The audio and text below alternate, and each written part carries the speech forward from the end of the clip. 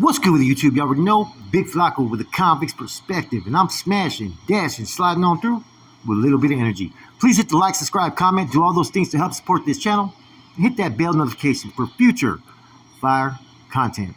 Now, I don't know if you guys know, but Orange County Mexican Mafia member Johnny Martinez Crow from Placentia, right? I always say that word wrong. Sorry, guys. He had his conviction overturned, vacated, right? From the mid-1990s, according to his attorney. He had won a major legal battle. Orange County Superior Court Judge Sheila Harrison ruled Monday in favor of Martinez in his bid to have the murder conviction tossed based on a new state law that redefined murder. I'm going to go into a little bit after this article, a little bit about Crow, because there's a reason why he's had so much action in beating these cases. This is the second murder case he's actually beat. Now, Martinez was convicted in the fatal stabbing of 18-year-old Ricky Michaels of Placentia in March 1994 based on a legal theory at the time that the defendant involved in a murder would face the same charge as the killer. Lawmakers have changed the law to require more culpability on behalf of a co-defendant, such as knowledge of the killer's intent and some sort of direct involvement in helping the defendant. Martinez's attorney, Orly Aroni, has been working on Martinez's habeas corpus for the past 10 years, but the new law gave her attempts to exonerate Martinez's new life. For me to get to this point and it come to fruition was absolutely incredible. I'm very happy for him because he truly didn't do anything. Martinez and his friends got into a dispute during a pickup basketball game in which the teen said something insulting to another one of the boys, Aroni said.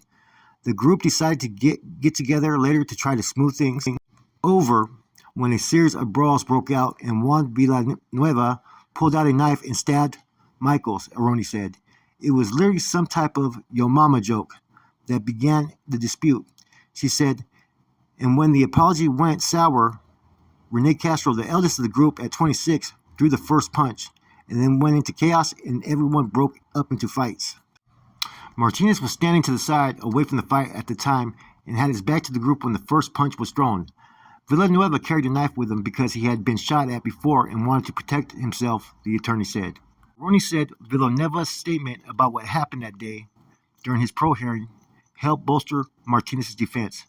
Villanueva was granted parole in 2016, she said. Aroni said that when the group got into the car to drive away from the melee, that there was some stunned silence. Now, the parole board asked Villanueva specifically what happened when they were in the car, and he said everyone was quiet and shocked and asked, "Why did you do that?"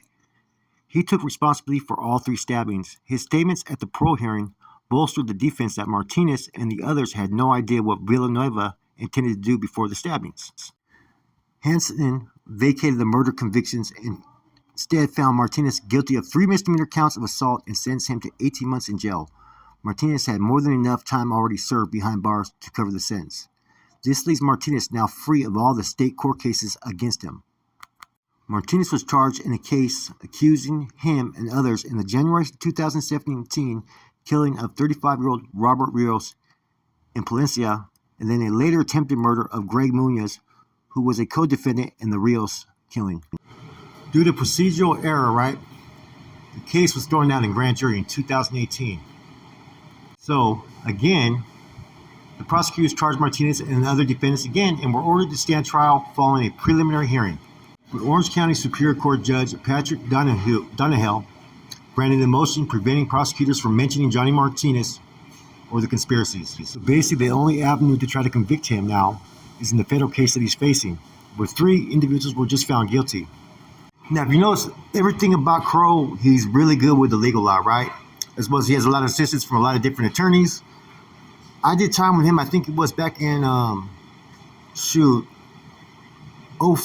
was there around 04, 05 with him. And I think he was in 3 right at that time. I think I was at that time maybe 4 left, I think, at that time. But, you run into each other at visits, at legal law, different movements, and there's always respect level that's shown, right? And so Crow's always, like I said, had access to attorneys, had access to a lot of different things that a lot of individuals don't have. And the reason was he was actually corresponding with a female whose family were fucking loaded. Like, I mean, they had big time money, and they became close friends. So she ends up passing away. He ends up continuing the friendship with the family. So he has a friendship with a family that really have a lot of money. They've given him a lot of support. So a lot of the legal aid that he's been given, part of it, he's smart at the law, right? But the lawyers that he's able to accumulate over the years have also helped in all these trials, I believe, as well. And I said it before when the first three went on the RICO case for trial. I said that was a test run. That was to show him what he's going up against.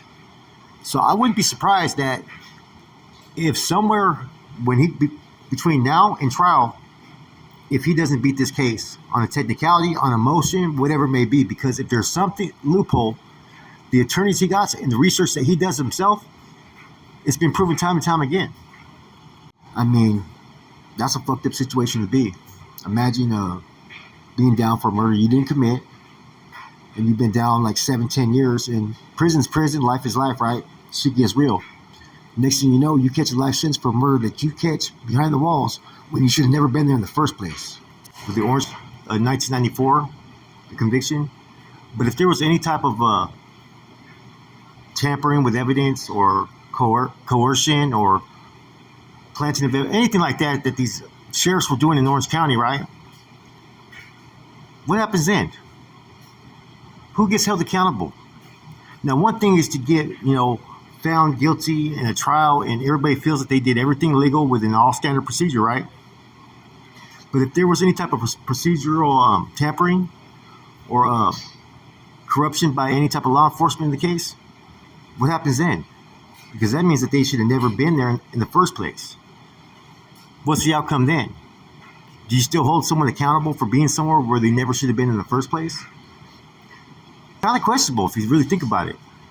If you feel already that you've been fucked over by the system, you start to think, okay, well, fuck it. Fuck them. Who cares what the fuck I do? I'm already doing life anyways. You don't plan on ever seeing the streets again. Because around that time period, everybody will tell you, California was so hard on their life sentences. Man, you had a fucking less than 1% chance of getting parole if they put you up for parole. You had life sentence, you were doing life. So being in Crow's shoes, I mean, come on, man. You might as well go for broke, right? Because you already know that's where you're going to be. You're going to be doing your life sentence there. So since you didn't get a chance to live out to whatever dreams you may have had or pursue any type of happiness out there, you're like, fuck it, this is your world. You became a mafioso. I know there's never ever been any type of case that's ever questioned that, but it's just something I kind of think about when I take a step and look at the whole case and all the fucked up things that have happened in Orange County, man. It's like, oh, sorry, you were here when you weren't supposed to be here, but you committed these crimes while you were here, so we still got to try you. Now, I've only seen one other time where someone that was a high-ranking alleged gang member got out on a technicality or something like that, and the other one was fucking Daryl from Black Angels. It was a DNA technicality or something like that. DNA didn't match. They ended up releasing him. Okay? This is the second time, though, now with Crow. Only thing that's fucked up is he has this whole other case, and he's been lucky so far. Everything that they've thrown at him, he's been able to fucking defeat. What's going to happen with this one? See, for a lot of these guys, right, high ranks within these organizations, right, they already feel that this is their life. They're never going to see the streets or go home, so they're not as worried totally about anything coming back to them if it does. Now, if he knew that he was going to get this reversal, would his actions have been the same? I don't know. It's just something to think about. With that said, man, this is just a quick spill, man. Let me know what you guys think in the comments. I'm out.